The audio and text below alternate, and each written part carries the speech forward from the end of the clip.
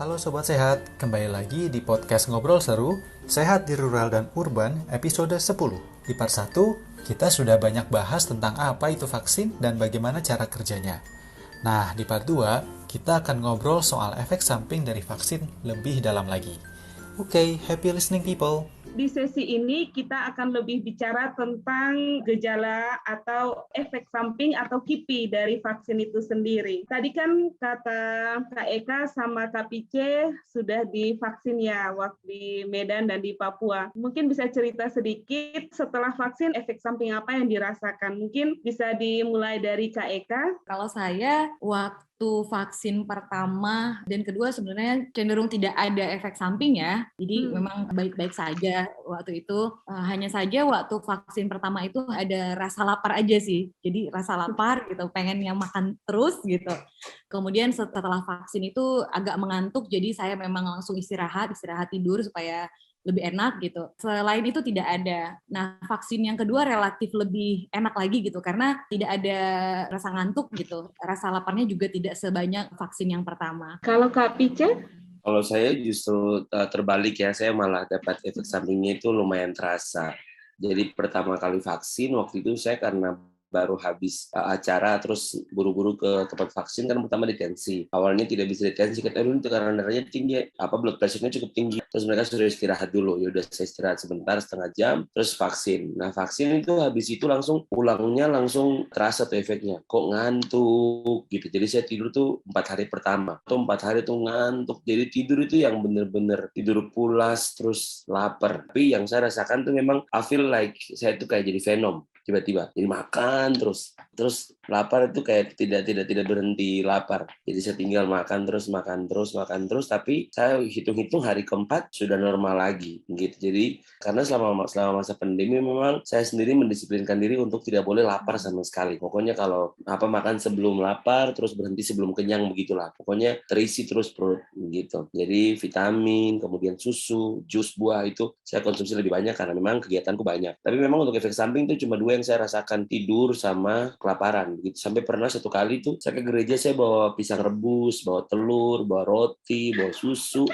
duduk di belakang, terus sambil ibadah duduk terus makan, terus bawa satu box makanan, isinya itu pisang rebus, telur, sama pokoknya makanan sehat lah saya bawa setiap hari. Itu kayak setiap saat gitu. Jadi dulu yang biasanya kalau beli air itu cuma di botol sedang, sekarang beli selalu botol besar gitu. Selain karena Jayapura panas, cuman memastikan untuk tidak dehidrasi juga seperti begitu. Tadi mendengar cerita dari Kak Eka sama Kak Pice itu, jadi pengen bertanya apa saja sih efek samping atau KIPI yang mungkin dialami setelah seseorang divaksin? Jadi KIPI ya Sobat Sehat ya, Diana ya. KIPI itu sebenarnya bisa 2. KIPI yang terjadi secara lokal karena akibat penyuntikan gitu kan, termasuk pegel gitu kan di daerah suntikannya, sedikit rasa nyeri gitu, bisa terjadi. Dan yang sifatnya lebih jauh daripada itu. Tadi kan ada yang sampai ngantuk gitu ya, kayak pengen tidur aja terus lapar. Tapi yang secara umum sih biasanya yang dilaporkan itu adalah demam, terus sakit kepala gitu, badan kayak linu-linu gitu. Nah, ini yang biasanya timbul. Karena apa?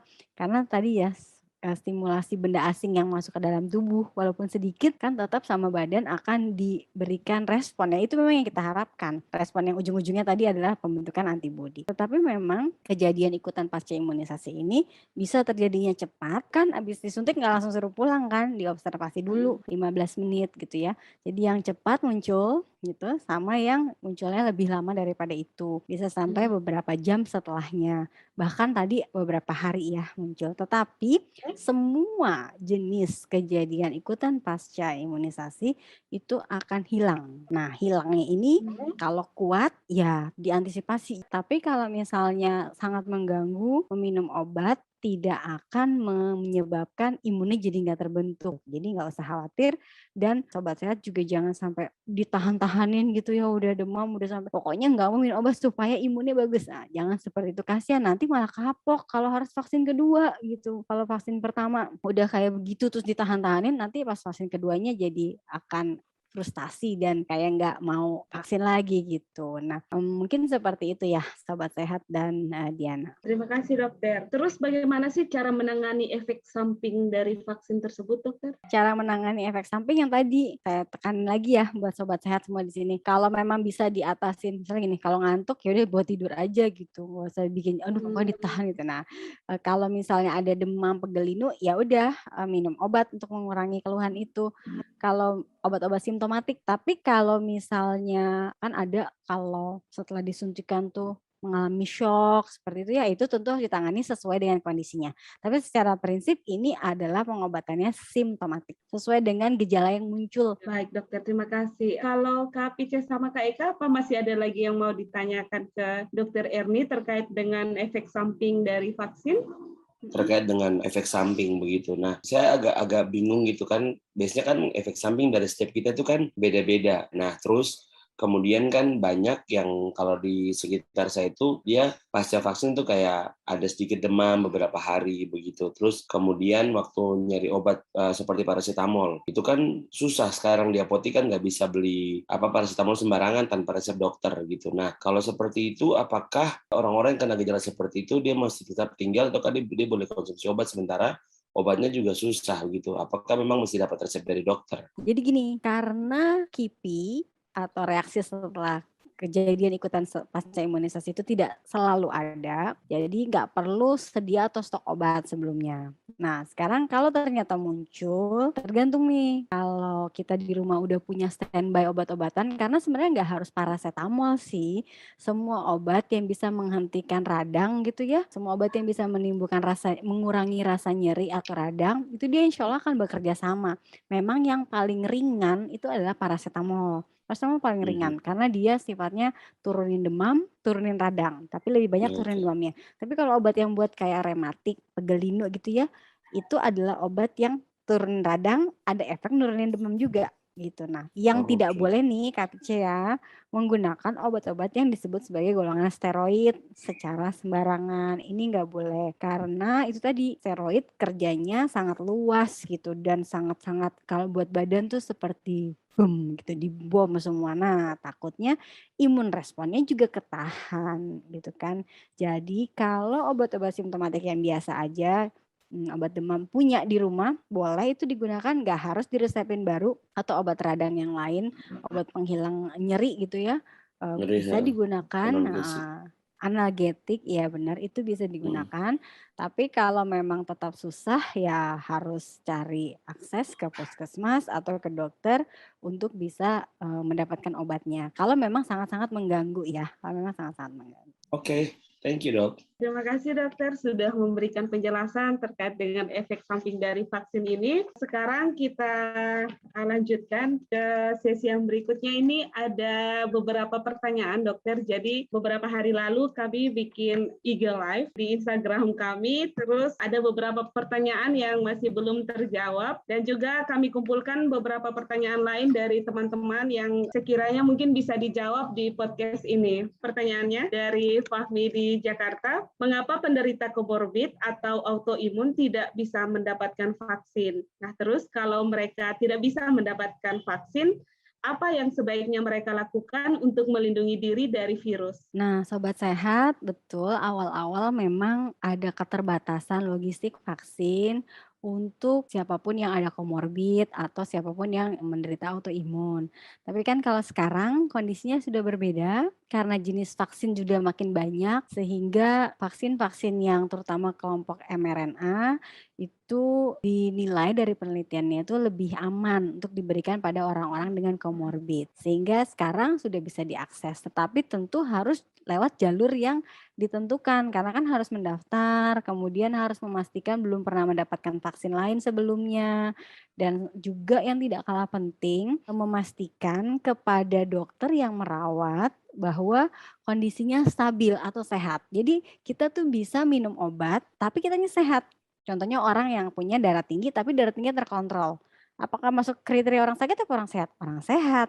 Tadi sudah saya katakan bahwa kalau mau mendapatkan vaksin harus pada kondisi yang sehat. Jadi tensinya lagi 200 terus nih, mungkin karena pusing sekali, banyak masalah dengan COVID dan segala macam, obat diminum tapi anxious terus ya, itu nggak boleh vaksin dengan tensi setinggi itu. Jadi tetap komorbid boleh divaksin, cari akses yang sesuai, gunakan vaksin yang sudah ditentukan oleh pemerintah, tidak kalah penting, kontak dokter yang biasa merawat. Pastikan bahwa memang kondisinya sekarang stabil untuk mendapatkan vaksin. Kalau belum divaksin atau sudah divaksin, ada beda nggak sih dalam upaya pencegahan infeksi COVID-nya? Vaksin ini add-on, menambahkan dari protokol kesehatan 5M, 6M yang sudah harus kita pertahankan nih prakteknya gitu ya. Nggak boleh kemudian karena udah vaksin nggak pakai masker, terus berkerumun, jalan-jalan gitu. Karena masih ada kasus. Kalau masih ada kasus berarti ini masih mungkin ada virus nih gitu kan. Apalagi sekarang kita dengar ya sekolah itu kan udah mulai dibuka pertemuan tatap muka menimbulkan kondisi-kondisi di mana virus terkonsentrasi. Nah, jadi artinya protokol kesehatan plus vaksin. Protokol kesehatan tanpa vaksin merupakan satu paket untuk mencegah sakit dari virus SARS-CoV-2. Gitu Diana dan Sobat Sehat. Baik, jadi kita sekalipun sudah divaksin harus tetap tertib dengan protokol kesehatan ya dokter ya. Belum bisa bebas-bebas seperti sebelum ada COVID. Jadi itu yang penting sekali untuk diperhatikan. Ada yang tanya di Instagram dari Retno Indrawati. Retno bertanya, kenapa ya kalau mau masuk Eropa tidak berlaku vaksin Sinovac meskipun sudah full dosis? Memang regulasi tiap negara itu dia melihat efektivitas dari vaksin. Jadi dia mau orang yang masuk ke negaranya itu memiliki atau menggunakan vaksin dengan efektivitas tertentu. Itu bisa regulasinya seperti itu. Atau berdasarkan rekomendasi dari WHO. Karena di awal itu tidak semua produsen vaksin itu secara resmi mendaftarkan produknya. Karena mendaftarkan produknya hingga diakui oleh WHO. Jadi ada sertifikatnya. Ini kan sama nih seperti kita dengar ada berita yang mengatakan bahwa kalau mau pergi ibadah haji itu ada vaksinnya tertentu. Kalau vaksin-vaksin yang merek yang nggak masuk dalam daftar itu dia nggak dianggap atau tidak eligible untuk bisa masuk ke negaranya. Nah, jadi artinya ini lebih ke masalah administrasi dan lebih ke masalah legitimasi aja. Bukan berarti kemudian vaksinnya pasti jelek karena memang bervariasi sih efektivitas dari tiap vaksin itu dan memang nggak mungkin 100% ya efektivitasnya. Tadi kan kita sama-sama tahu di antara 70 pasti sampai dengan 95-96%. Terima kasih dokter untuk informasinya. Ini ada satu pertanyaan terakhir dokter dari Frans di Papua. Apakah vaksin ini diberikan setiap tahun ataukah sekali seumur hidup? Vaksin ya Sobat Sehat sampai sekarang itu belum tahu nih apakah virus SARS-CoV-2 ini akan seperti virus influenza yang circulating tiap tahun akan ada terus sehingga kita setiap tahun tuh harus booster mendapatkan vaksin virus influenza. Ini kita masih belum tahu. Jadi kalau ditanya apakah setiap tahun dikasih supaya antibodinya tinggi terus, bisa jadi. Karena kan sekarang alhamdulillah kasus sudah turun banget nih. Mudah-mudahan sih udah nggak ada kasus baru lagi di beberapa bulan ke depan sehingga pandemi selesai gitu. Insya Allah begitu kan. Nah kalau udah seperti ini bisa jadi kita istilahnya berharap pada vaksinasi yang kemarin diberikan antibodi kita cukup karena udah nggak ada virus lagi gitu kan. Tapi nah nggak tahu kan karena kadang-kadang gitu ya buka lockdown gitu ya tahu kasus jadi banyak lagi gitu. Nah jadi masih up and down. Jadi pertanyaan tadi dari Pak Frans masih belum bisa dijawab secara pasti. Baik dokter, terima kasih. Itu sesuai tergantung dengan situasi kedepannya seperti apa ya dokter ya. Kalau semakin baik, virusnya hilang ya sudah kita tidak vaksin lagi. Tapi kalau semakin parah bisa ada kemungkinan ya kita divaksin lagi. Oke, semoga ya kita berharap kedepannya sudah lebih baik lah. Itu tadi pertanyaan terakhir dari teman-teman di luar sana.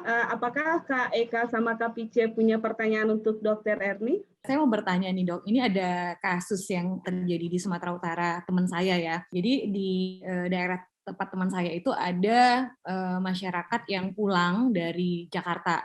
Selama pandemi pulang dari Jakarta ke daerah gitu. Karena memang tidak bisa bertahan lagi di Jakarta, misalnya di PHK atau kehilangan pekerjaan seperti itu ya dok ya. Nah waktu di Jakarta dia sudah mendapatkan vaksin pertama AstraZeneca. Nah ketika dia pulang ke daerah mau vaksin kedua gitu ya, ketersediaan vaksin dengan jenis yang sama itu tidak ada. Nah, sebaiknya seperti apa nih solusi supaya orang tersebut juga mendapatkan daya tahan tubuh yang bagus? Real world question ya, pertanyaan yang kenyataannya di lapangan tuh ada. Nah, saya selalu mengatakan bahwa untuk COVID-19 ini kita memang harus lebih fleksibel ya, nggak bisa terlalu by textbook. Karena tadi Kak, kalau ideal tuh kita dapat vaksin 1, boosternya vaksin 1, kalau mau nambah lagi nanti kapan tuh vaksin 1 juga, jadi sama terus gitu. Karena kan sistem perangsangan imun sistemnya, sel imunnya kan dia udah kenal sama yang ini gitu. Kalau misalnya ganti-ganti itu gimana? Nah, tetapi yang menarik di negara-negara maju seperti di Inggris, di beberapa negara lain, itu mereka emang gantian. Jadi vaksin yang pertama tuh saat vaksin A, yang kedua dia sengaja booster pakai vaksin B. Mau lihat efeknya di akhir seperti apa. Nah, apakah ini bisa? Sebenarnya sih kalau ujung-ujungnya antibody, apapun yang masuk di 4 jenis itu harusnya bisa kayak Kak, harusnya. Tapi memang ini bukan yang biasa dilakukan di dunia kedokteran yang pada kondisi nggak pandemi seperti sekarang gitu. Kalau dikatakan bahaya nggak sih ya kayak gitu? Insya Allah sih nggak bahaya. Karena semua vaksin yang beredar kan sudah diteliti dulu fase 1, fase 2 untuk keamanannya. Nah, tapi masalah efektivitasnya ini diteliti. Ini memang sedang diteliti karena memang ada negara yang sengaja melakukan itu. Jadi vaksin 1-nya Moderna, vaksin 2-nya Pfizer gitu.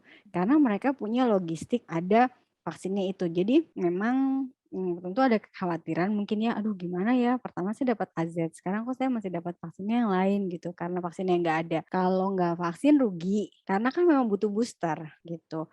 Kalau khawatir karena keamanan, insya Allah akan aman, kecuali ada kontraindikasi khusus dengan vaksinasi secara umum. Jadi vaksin aja, tidak usah terlalu khawatir.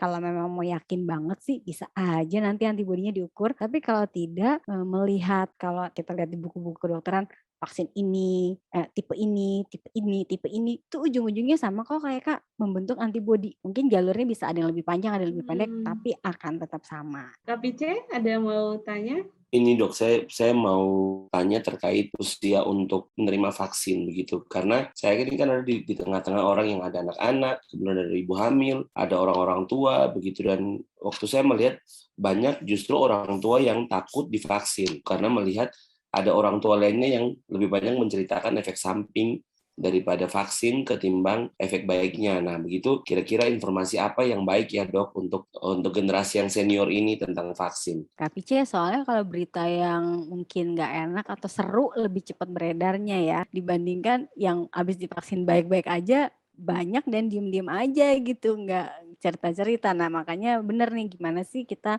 edukasinya. Ya, pertama sih tentu kalau untuk senior ya, kelompok yang udah senior gitu ya, harus ada orang yang beliau-beliau ini mau dengar. Jadi siapa nih yang jadi role model di situ, yang bisa dipercaya gitu. Kalau di satu kompleks atau ini kan tentu ada apa Pak RT-nya, apa anak mudanya yang sering memberikan kegiatan edukasi. Nah, beliau-beliau ini bisa dijadikan motor untuk memberikan penjelasan. Kemudian kalau perlu undang para senior-senior yang udah divaksin dan alhamdulillah nggak apa-apa gitu. Dan jadi langsung gitu kita libatkan orang-orang yang dikenal oleh beliau-beliau yang nggak mau vaksin ini, orang-orang yang dikenal mendapat vaksin dan tidak mengalami gangguan yang serius. Nah, kalau dikaitkan dengan usia, sebenarnya kenapa sih vaksin dikasihnya pada umur-umur tertentu? Ada yang nggak boleh, anak-anak nggak boleh.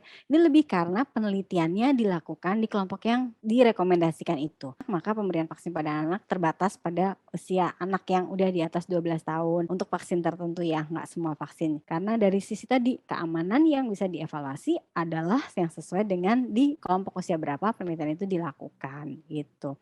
Jadi emang ini PR kita semua sih, mungkin yang paham ya, yang kemudian udah pernah divaksin juga, untuk bagaimana caranya nih supaya kalau kita komunikasinya atau lihat dari YouTube gitu, beliau-beliau takutnya yang diakses informasinya nggak pas gitu kan, hanya menceritakan yang seru-seru aja, yang heboh gitu setelah divaksin. Tetapi yang positif, yang manfaat itu nggak dibuka linknya, itu kan yang pertama.